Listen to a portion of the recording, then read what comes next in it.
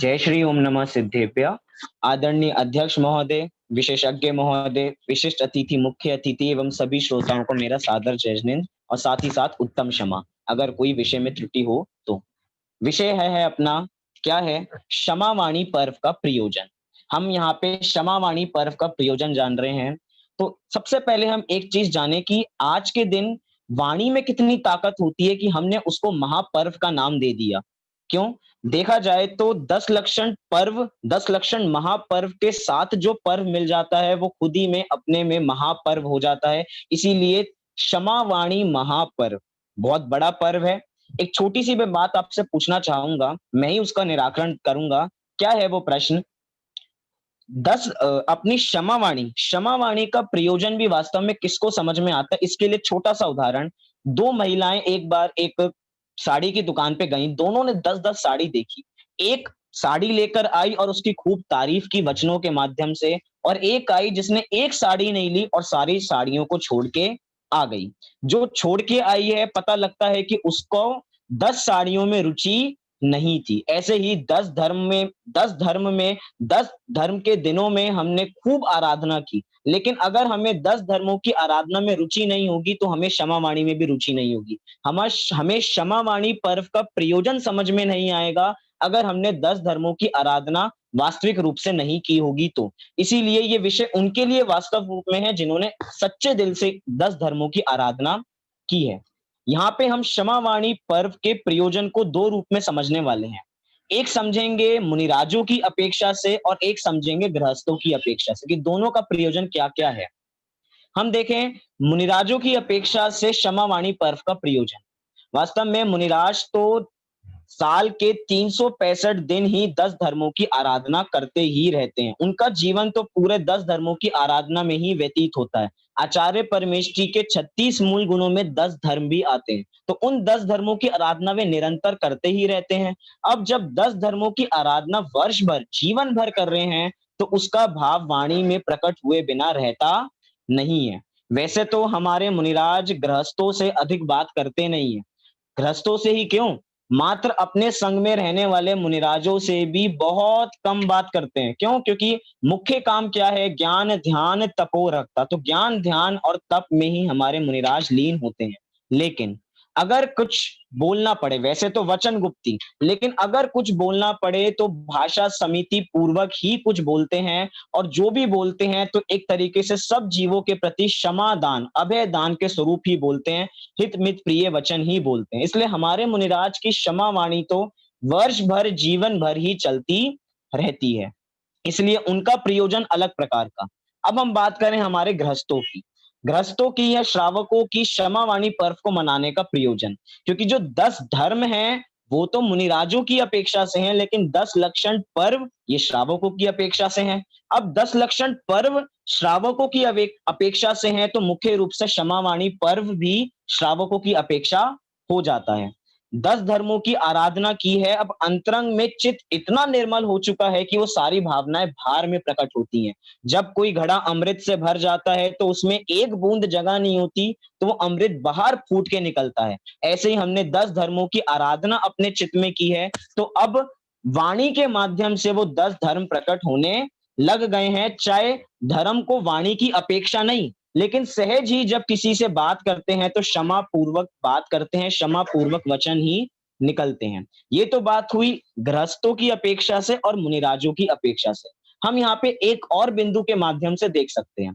देखिए, क्षमा वाणी पर्व को अगर हम इस दिन से माने कि क्षमा वाणी पर्व आश्विन के एकम को मनाई जाती है, तो इसका एक अलग प्रयोजन हो जाएगा। क्या अलग प्रयोजन हो जाएगा? देखिए, ये पूरा अपना भादो का महीना पर्वों में ही व्यतीत होता है।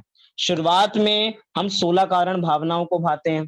16 कारण भावनाओं को भाने से हमने अपनी जो भूमि थी उसको पवित्र कर लिया। यूँ कहूँ कि बंजर भूमि को अब उपजाऊ भूमि में तब्दील कर दिया है, बदल दिया है। क्यों बदल दिया है? क्योंकि हम यहाँ पे सम्यक दर्शन ज्ञान रूपी बीज को बोने वाले हैं। बंजर जमीन में बोएँगे तो पेड़ नहीं उगने वाला।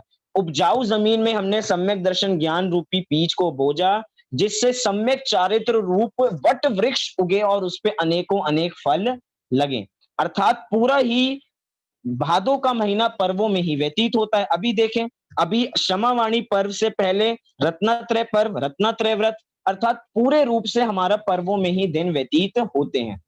पर्वों में दिन तो हमारे व्यतीत हुए, लेकिन हो सकता है कि हमसे किसी प्रकार की भूल हो गई हो, बुद्धिपूर्वक या अबुद्धिपूर्वक हमने किसी जीव की विराधना कर दी हो, तो हम उन जीवों के लिए इस दिन विशेष रूप से क्षमापना या यूं कहूं उनसे क्षमा भाव प्रकट करते हैं।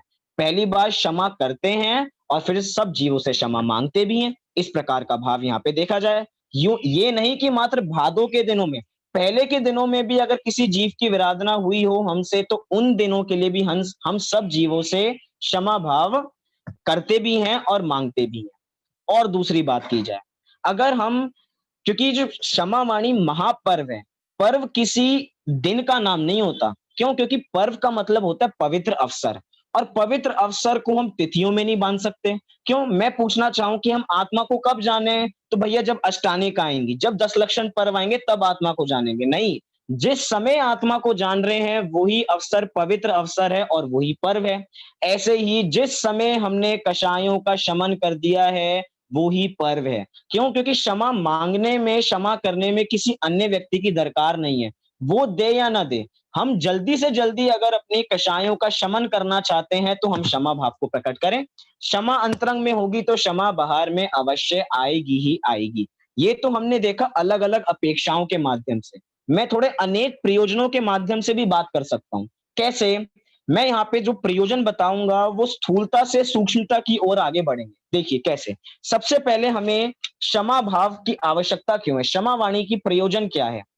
अगर हमें वैश्विक एकता करनी है, अर्थात विश्व में एकता करनी है, तो हमें क्षमा भाव को धारण अवश्य करना पड़ेगा। क्यों करना पड़ेगा? क्यों? क्योंकि खून के धब्बे खून से नहीं साफ हुआ करते हैं। हिंसा का जवाब हिंसा से नहीं दिया जाता, अहिंसा से दिया जाता है। अब वो अहिंसा कैसे होगी? वो अहिंसा का भाव बिना क्षमा के नहीं हो सकता। अगर अंतरंग में क्षमा होगी तो ही अहिंसक परिणति होगी, अहिंसक परिणति होगी तो वैश्विक एकता हो सकती है। आगे देखिए, राज्यों में एकता।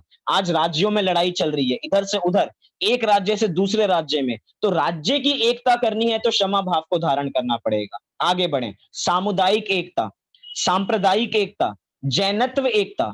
आज जैन धर्म में भी सब लोग एक जुट बन गए हैं, अलग-अलग, अलग-अलग-अलग।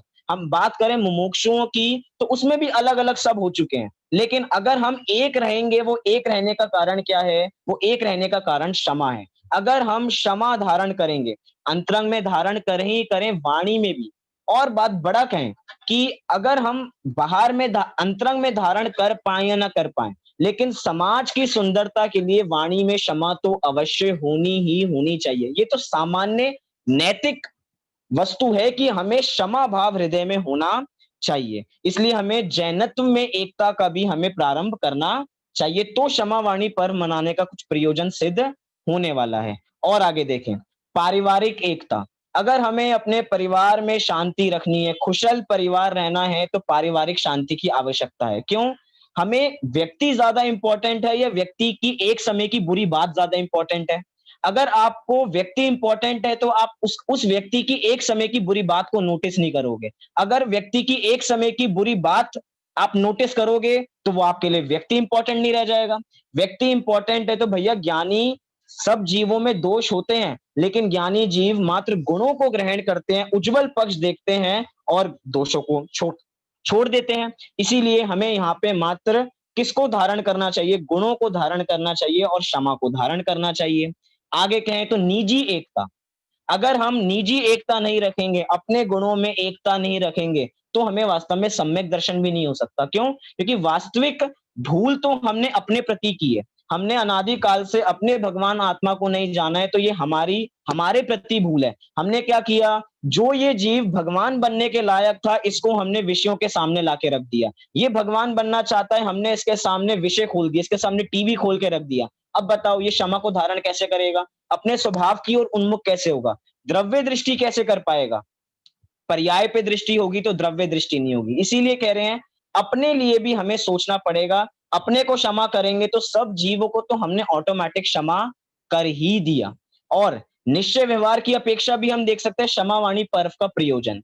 कैसे? व्यवहार से हम कहें कि हमने वाणी में प्रकट किया, हमने मन से भी दूसरों को क्षमा कर दिया, लेकिन अगर निश्चय से सोचा जाए तो वास्तव में उसके प्रति किसी प्रकार का बैर भाव नहीं होना, ये वास्तव में निश्चय से क्षमा है। और अपनी आत्मा को क्षमा किया तो वो तो परम क्षमा है।